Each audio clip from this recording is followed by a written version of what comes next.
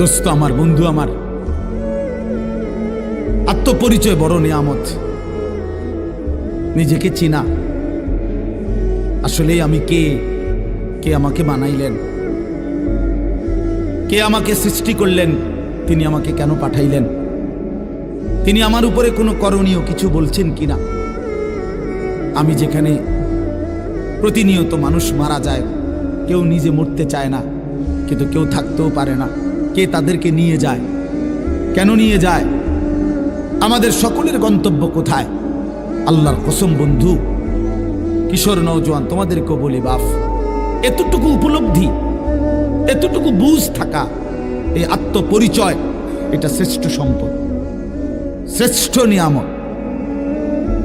মনের ইচ্ছা মতো চলা, যা মন চায় তাই করা, আমার যা ভাল লাগছে, আমার কোনো বিধি নাই, নিষেধ নাই, হালাল হারামের কোনো পার্থক্য নাই, জায়েজ না জায়েজের কোনো পার্থক্য নাই, আমার কোনো আল্লাহ নাই, আমার কোনো রাসূল নাই, আমার কোনো দিন নাই, আমার শরীয়ত নাই।